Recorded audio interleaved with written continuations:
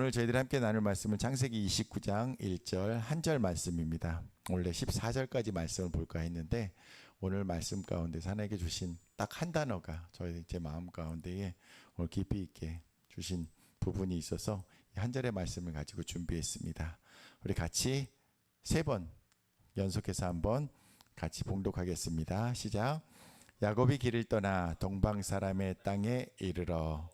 시작. 야곱이 길을 떠나 동방 사람의 땅에 이르러. 한 번 더. 야곱이 길을 떠나 동방 사람의 땅에 이르러 라고 되어 있습니다. 오늘 말씀의 제목은 떠나는 인생이라고 잡아보았습니다. 떠나는 인생. 여러분 어딘가로 지금 가고 계십니까? 어디로 가고 계십니까? 이 지구별에서 어디로 떠나고 계십니까? 전국을 향해 떠나가고 있습니까? 네. 오늘 말씀을 준비를 하면서 제 인생 가운데에 어떻게 보면 가장 의미 있는 그런 떠남의 그런 사진입니다. 2004년도 인천공항에서 저희 가족이 아프가니스탄으로 떠나는 사진입니다. 근데 오늘 말씀을 준비하면서 이 사진 속에 담겨있는 의미가 무엇일까? 그리고 우리 가정이, 우리 담비람 가족이 아프가니스탄을 향해서 떠나는 그 일이 무엇이라고 저렇게 많은 사람들이 이렇게 나와서 환송해주고 있을까? 그 부분에 대해서 좀 묵상을 하게 되었습니다. 보니까 이미 하나님의 부르심을 받아 이 땅 가운데에 나그네 길을 이미 떠나신 분들이 두 분이나 계시더라고요. 저 사진 속에서. 그리고 어떤 분은 선교사로서 나가신 분도 계시고 새로운 가정을 꾸며서, 그리고 또 저기 맨 앞에 보이는 아이도 이미 성장을 해서 오늘 찬양 인도를 하고 있는 그 아이로 이렇게 성숙해가는 그런 모습들을 보게 됩니다.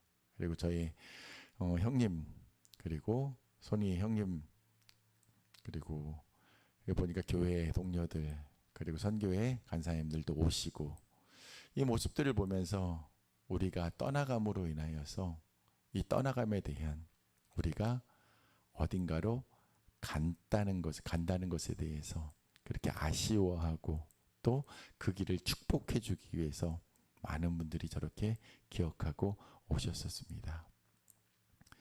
그 후로 어떤 일들이 벌어졌을까 한번 생각을 해봤더니, 많은 시간이 흘러고 지나서 저희들을 통하여서 아프간 땅에, 그리고 중국 땅에 우리의 만남을 통하여서 하나님의 사랑이 이렇게 나누어졌던 그러한 시간들이 있었고, 그러한 축복들이 있었습니다. 그리고 또 우리 가정을 통하여서 장인어른 장모님이 하나님 앞에 나올 수 있었고, 그때는 정말 고민했었거든요.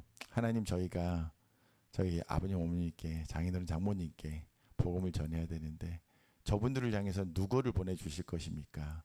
라고 기도하게 했었는데, 결국은 저희가 이 땅 가운데로 다시 돌아와서 그분들과 함께 예배할 수 있는 그러한 축복을 허락하셨다라는 것입니다. 그리고 우리 처갓집 식구들과 함께 코로나 시대를 맞으면서 함께 예배하는 그러한 시간들도 가졌었고요. 그리고 계속해서 이곳 가운데에서 교회를 개척하고 이주민센터를 마련하고, 또한 지역사회를 위한 도서관을 마련할 수 있는 그러한 비전으로 이렇게 확장되는 것들을 저희가 경험하게 되었습니다. 그래서 한 가정이 떠난다는 것, 누군가가 그 복음을 들고 하나님께서 말씀하신 그 땅끝을 향해서 나아간다라는 것이 떠난 우리뿐만 아니라 우리를 보냈던 많은 사람들에게도 그렇게 축복이었고, 우리가 또 만났던 사람들에게도 축복이었다라는 것을 기억하게 되었습니다. 오늘 말씀에서도 야곱은 떠났다라고 되어 있습니다. 오늘 말씀 기억하십니까? 야곱이 길을 떠났다라고 되어 있습니다. 누구를 떠났습니까? 아버지 이삭과 어머니 리브가, 그리고 형 에서를 떠나 그렇게 본토 친척 아버집을 떠날 수밖에 없는 상황이 만들어졌었습니다. 그렇죠? 그래서 야곱의 떠남에 대해서 저희가 오늘 말씀을 통하여서 잠깐 먼저 살펴보기로 합니다. 29장 1절의 말씀입니다. 야곱이 길을 떠나 동방 사람의 땅에 이르렀다. 갔다라고 되어 있습니다. 야곱은 왜 길을 떠날 수밖에 없었나요? 기억하시나요? 무엇을 피해서 떠났습니까? 그리고 무엇을 위해서 떠났습니까?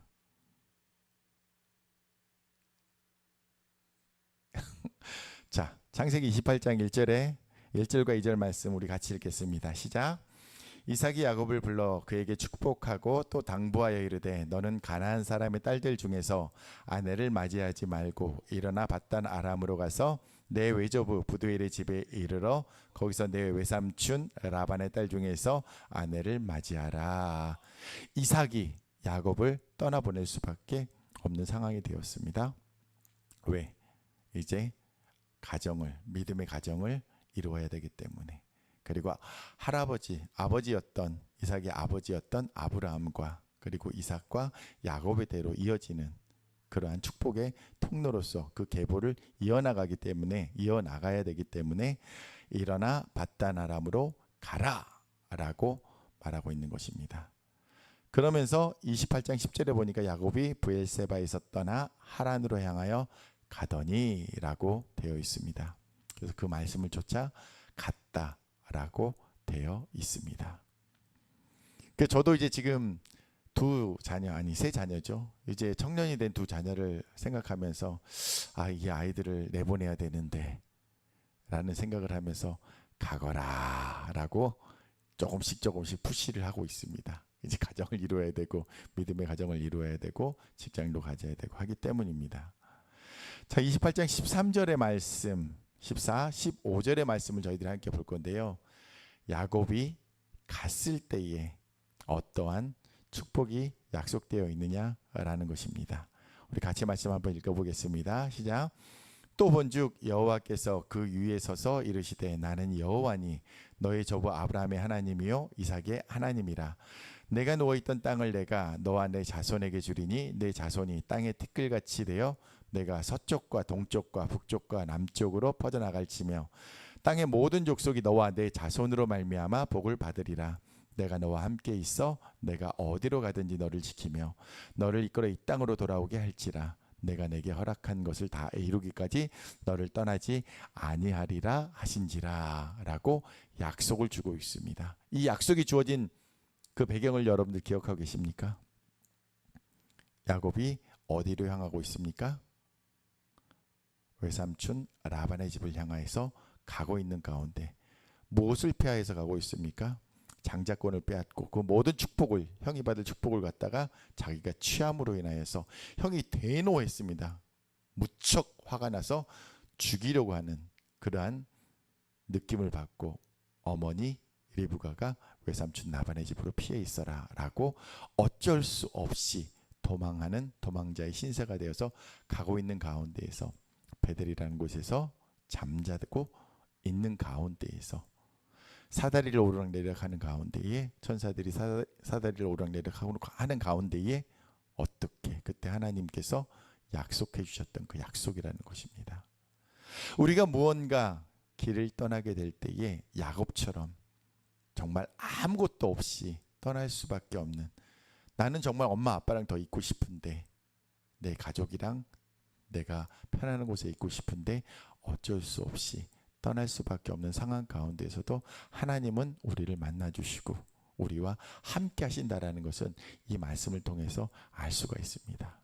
그리고 그 가운데에서도 하나님께서 어떻게 우리에게 복의 통로가 되게 하시겠다라는 약속을 주셨다라는 것을 기억하시기 바랍니다. 우리의 상황이 어떠할지라도 하나님의 약속은 변하지 않는다라는 것을 기억하시기를 바랍니다. 자, 질문 한번 드리겠습니다. 야곱은 왜 떠났습니까? 아내를 얻기 위해서?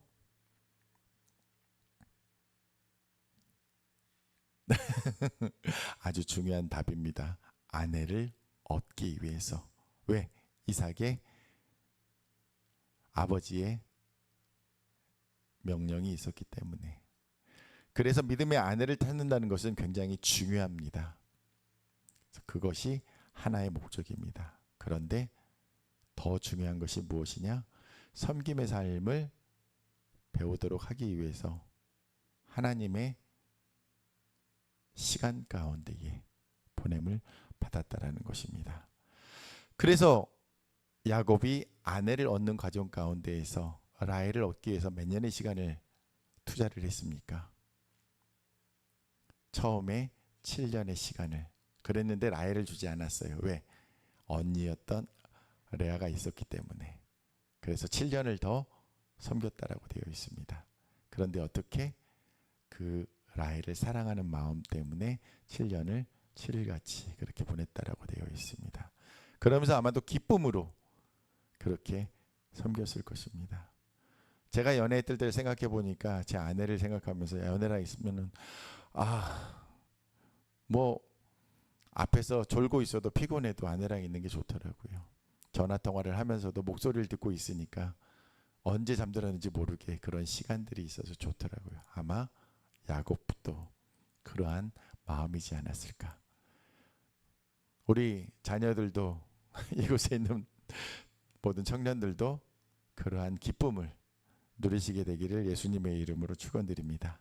그런데 우리가 떠남에 대해서 생각하게 될 때에 야곱의 이전에 떠났던 사람들에 대해서 우리가 한번 살펴보기를 원합니다.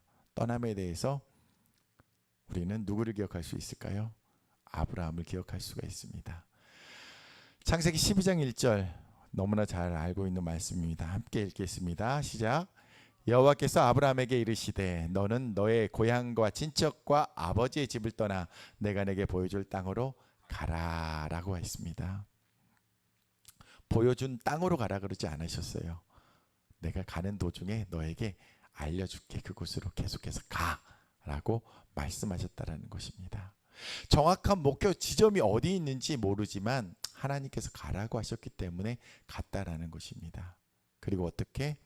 본토, 친척, 아비 집을 떠나 어디로? 내가 내게 말하는 곳으로 가라라고 되어 있습니다. 그런데 이 상황이 야곱의 상황과도 비슷하지 않으세요? 아까 얘기했던 것처럼 아버지, 어머니를 떠날 수밖에 없었고 형제를 떠날 수밖에 없는, 그래서 어딘가를 향해 갈 수밖에 없는 그러한 상황 가운데 있게 된다는 것입니다. 그런데 우리는 이 말씀의 결과를 알고 있습니다. 아브라함이 떠남으로 인해서 어떤 결과가 이르게 되었죠? 모든 민족과 열방 가운데에 그 축복이 나누어지는 그러한 계기가 되었다는 것입니다. 아담의 떠남은 어땠나요? 여러분, 아담이 떠난 거 알고 계세요? 어디로 떠났죠? 네? 어디를 떠났죠? 에덴 동산을 떠났어요. 여러분한테 이 말씀을 드리고 싶었어요. 22장 24절 말씀 우리 같이 읽을까요? 시작. 이러므로 남자가 부모를 떠나 그의 아내와 합하여 둘이 한 몸을 이룰지로다 라고 하는, 우리가 가정을 이룰 때에, 결혼식 할 때 이 말씀의 선포를 많이 듣게 됩니다. 근데 오늘 말씀, 제가 이 말씀을 여러분들에게 소개를 하면서 다시 한번 보게 됐는데 제가 7개 버전을 봤어요. 한국어 버전 7개 버전을 더 봤군요. 영어 버전까지 다 봤는데 남자가 부모를 떠나라고 되어 있더라고요. 그래서 이 부분이 남자일까 아니면 사람이라는 표현일까 찾아봤는데 다 남자라고 되어 있더라고요. 그래서 남자여 부모를 떠나십시오. 그리하여 당신의 아내를 취하십시오. 남자들에게 이 말씀을 드립니다. 남자가 부모를 떠나 그의 아내와 합하여 둘이 한 몸을 이룰지로다 라고 했던 이 말씀을 주셨다라는 것입니다. 자, 한 분, 두 분을 더 한번 생각해 보고 싶어요. 모세 그리고 요셉의 떠남에 대해서도. 모세는 광야에서 40년을 살았잖아요. 그러면서 그 떠남을 통하여서 어떤 부분을 준비했습니까? 그 민족의 지도자로서의 역할을 하기 위해서, 출애굽을 준비하기 위해서 그 떠남이 있었다라는 것입니다. 그리고 우리가 잘 알고 있는 요셉은 아버지 그리고 형제들을 떠나 이집트로 팔려갔던 그러한 시간들이 있었습니다. 그러한 떠남들이 있었습니다. 그런데 후에 그 이스라엘뿐만 아니라 모든 열방의 사람들을 다 구원하는 그러한 역할을 감당하게 됩니다. 그래서 우리는 떠나는 것에 대해서 우리는 항상 기억을 해야 될 것 같아요. 하나님께서 우리가 원해서 선교지로 나가든 원하지 않게 뭔가 어떤 환경에 의해서 떠나게 되던 그 가운데 하나님께서는 떠남의 이유가 있다라는 것입니다. 오늘 한 분의 더 떠남을 좀 보기를 원합니다. 리브가의 떠남에 대해서 잠시 살펴보기를 원합니다. 리브가의 떠남은 참 신비하더라고요. 24장 61절 말씀입니다. 같이 읽겠습니다. 시작. 리브가가 일어나 여자 종들과 함께 낙타를 타고 그 사람을 따라가니 그 종이 리브가를 데리고 가니라. 지금 야곱과는 반대 방향입니다. 지금은 야곱은 외삼촌 라반의 집을 향하여서 가고 있는 가운데 있습니다. 그런데 리브가는 그 전에 아브라함의 보냄을 받았던 종과 함께 지금 그 오라비 라반의 집을 떠나 어디로 가고 있습니까? 아브라함, 이삭이 있는 곳을 향해서 간다라고 되어 있습니다. 그런데 굉장히 먼 거리를 가게 되는 것이고, 언제 다시금 아버지와 오라버니를 보게 될지 모르는 상황 가운데에서 그 처음 본 바도 없고 어쩌면 들은 바도 없었던 그곳을 향해서 나아가겠다라고 결정하고 그 종을 따라 나서는 리브가의 모습을 보게 됩니다. 그러면서 이삭과 결혼하게 되면서 어떻게 아브라함에게 주어졌던 그 축복, 사라에게 주어졌던 열방의 어미라는 그러한 칭호를 믿음의 어머니라는 것을 받게 되는 과정 가운데 됩니다. 그런데 이 리브가의 죽음에 대해서 전에 한번 말씀을 나누면서 말씀을 드렸는데 성경에는 기록되어 있지 않습니다. 어떻게 기록되어 있는지 한번 볼까요? 창세기 35장 8절. 리브가의 유모 드보라가 죽음에 그를 베델 아래에 있는 상수리 나무 밑에 장사하고 그 나무의 이름을 알론 바굿이라 불렀더라. 리브가의 유모의 죽음에 대해서는 성경에 기록을 하고 있어요. 그리고 나서 49장 31절에 아브라함과 그의 아내 사라가 거기 장사되었고 이삭과 그의 아내 리브가도 거기 장사되었으며 나도 레아를 그곳에 장사하였노라 라고 하면서 리브가가 죽었음을 그렇게 기록을 하고 있어요. 리브가가 가장 마지막에 기록된 리브가 행적에 기록된 부분은 무엇이냐면 오늘 말씀 전에 야곱을 피신시키는 그 역할을 하는 부분까지 리브가의 행적이 기록이 되고 그 후에는 기록이 되어 있지 않습니다.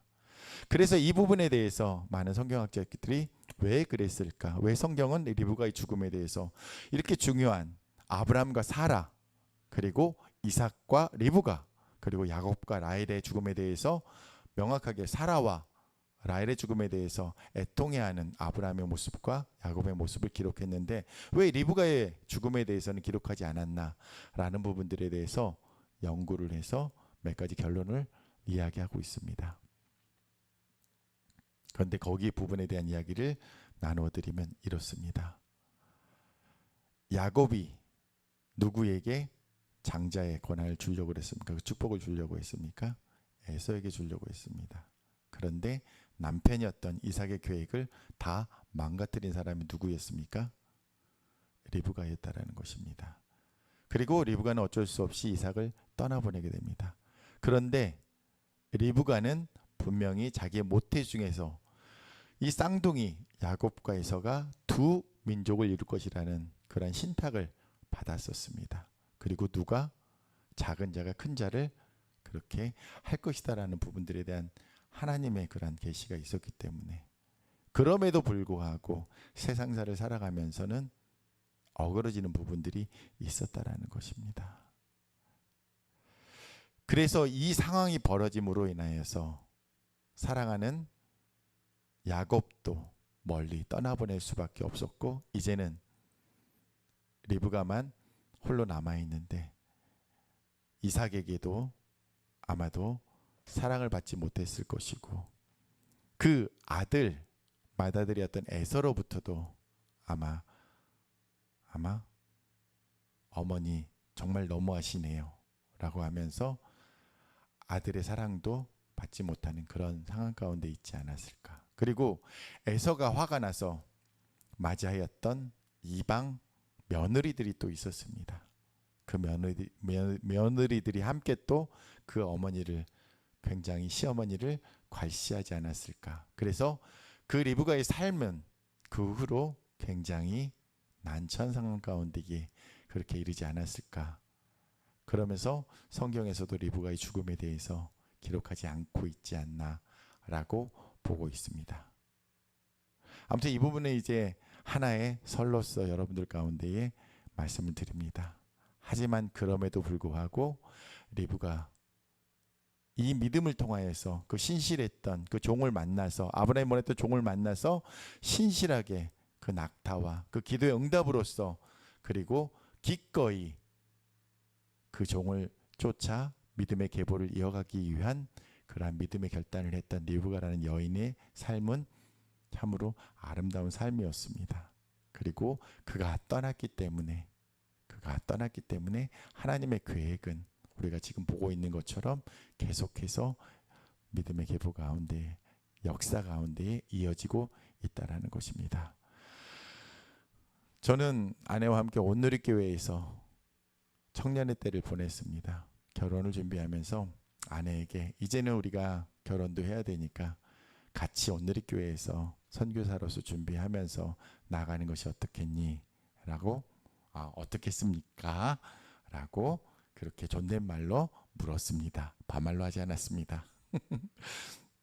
그래서 아내와 함께 유치부에서 섬기면서, 그리고 함께 조금씩 준비를 해나가게 되었습니다. 그런데 오늘 이렇게 하영조 목사님께서는 배우든지 가르치든지 이 두 가지 포지션 가운데에 오늘 이렇게 모든 성도들을 있게 하셨습니다.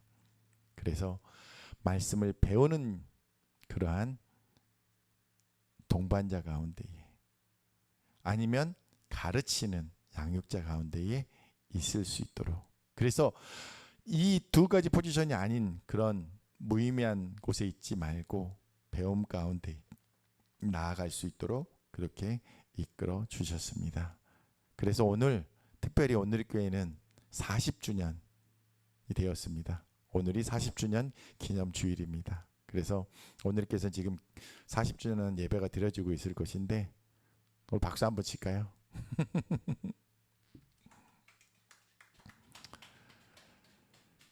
그래서 모든 성도들이 복음의 말씀을 이렇게 나누는 그러한 위치 가운데 있기를 원했던 교회였습니다. 그리고 하 목사님께서 한 가지 더 이야기하셨던 부분, 늘 이야기하셨던 부분이 뭐였냐면 7년 된 성도들은 나가십시오 라는 것이었습니다. 떠나라는 것이었습니다. 여기서도 떠나라는 말씀을 항상 성도들에게 하셨습니다. 왜 7년이라는 기간이 지나면 떠나라고 하셨을까요? 왜냐하면 이곳 가운데에서 여러분들을 정체되어 있으면 안 된다는 것입니다. 7년의 시간이면 충분히 이곳 가운데에서 배움의 과정들, 그리고 가르치는 과정들을 하셨기 때문에 이제는 주변에 있는 연약한 개척교회를 향하여서 가시든지, 아니면 열방 가운데에 선교사로서 헌신하라라는 그러한 말씀을 주셨습니다. 그래서 2020년 12월 현재 12월 그 통계치로에서 77개국의 839명의 선교사들이 활동을 하고 있었습니다. 그리고 누적으로는 2100명이 넘는 선교사들이, 지금 5년이라는 시간이 지났기 때문에 더 많은 선교사들이 한 교회에서 2000명이 넘는 선교사들을 파송했다라는 것은, 이거는 전 세계 교회 역사 가운데에서 없는, 유례가 없는 그러한 일이거든요. 그만큼 선교회, 그리고 그 복음을 나누는 자로서, 떠나는 교회로서 그렇게 쓰임을 받았다라는 것입니다. 그런데 왜 온누리교회는 이렇게 떠나는 일에 목숨을 걸었을까요? 이것은 바로 예수님께서 우리에게 보여주신 본이기 때문입니다. 예수님은 어디를 향해 떠나셨죠? 예수님이 떠난 곳은 도대체 어디였습니까? 예수님께서도 마찬가지로 본토, 친척, 아비집을 떠나 이 땅 가운데에, 낮고 천한 이 땅 가운데에 바로 우리를 위해 오셨다라는 것입니다. 그 예수님의 떠남을 기억한다라면 예수님께서, 그분께서 하늘 보좌를 버리고 이 땅 가운데에 그 떠남을 이루셨다라면, 보여주셨다라면 그분의 사랑을 덧입은 모든 성도들은 또한 아브라함처럼, 이삭처럼, 야곱처럼, 그리고 예수님처럼 떠나는 것이 맞다라는 것입니다. 그래서 순자교회도 그러한 배경 가운데에 이 땅 가운데 떠나는 교회로서, 선교하는 교회로서 그러한 DNA를 가지고 이 땅 가운데 설립이 되었다라는 것입니다. 빌립보서 2장 6절부터 8절까지의 말씀 우리 한 목소리로 같이 읽겠습니다. 시작. 그는 근본 하나님의 본체시나 하나님과 동등됨을 취할 것으로 여기지 아니하시고 오히려 자기를 비워 종의 형체를 가지사 사람들과 같이 되셨고 사람의 모양으로 나타나사 자기를 낮추시고 죽기까지 복종하셨으니 그 십자가에 죽으심이라. 하나님의 아들께서 하나님이라는 그 신분을 내려놓으시고 낮고 천한 이 땅 가운데 우리의 모습을 덧입고 오셨음을 기억하시기 바랍니다. 그리고 우리 또한 예수님께서 그렇게 하셨던 것처럼 아직 그 복음을 알지 못하는 그 땅을 향하여서 우리의 방향은 나가야 된다라는 것입니다. 우리가 있는 본토 친척 아비집을 떠나는 것이 우리의 DNA라는 것입니다. 우리들이 떠나면 어디로 떠나야 될까요? 저는 한편으로 너무나 감사했던 거는 아버지 때에, 원래는 지금 40주년이기 때문에 오늘의 교회에서 요청을 했습니다. 혹시 이제 2대에 걸쳐서 40년이나 시간이 되었기 때문에 1세대 선교사들의 자녀들이 또 그 부모를 따라 선교사의 길을 가고 있는 부분들이 없지 않겠다라고 생각을 해서 그 부분에 대한 이야기들을 좀 적어달라고 했는데 제가 바빠서 적지를 못했어요. 그래서 오늘 예배를 드리고 요 추석 기간 중간에 늦었지만 한번 정리를 해보려고 합니다. 저는 너무나 감사했던 것이 저희 사랑하는 우리 조나단 전도사님이 MK 선교사로서 그리고 BM의 선교사로서 이렇게 라오스를 향하여서 MK들과 함께 나아갔던 모습, 그리고 인도네시아를 향해서 나아갔던 모습, 그리고 캄보디아를 향해서 나아갔던 그 일들, 그것들을 보면서 한편으로 하나님께서 우리 가운데 주셨던 그 꿈들을, 그리고 하나님의 말씀을 이루고자 했던 그 떠남의 과정 가운데에서 이제 2대째 그 일들을 감당하게 하시는구나 라는 것을 갖다가 느끼게 하셨어요.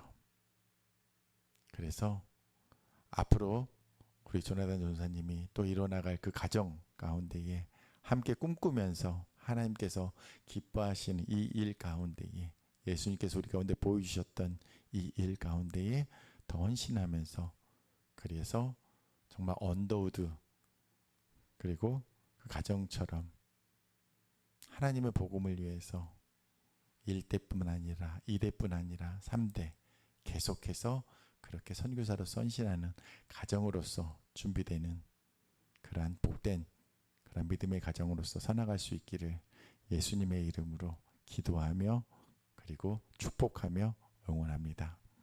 아멘.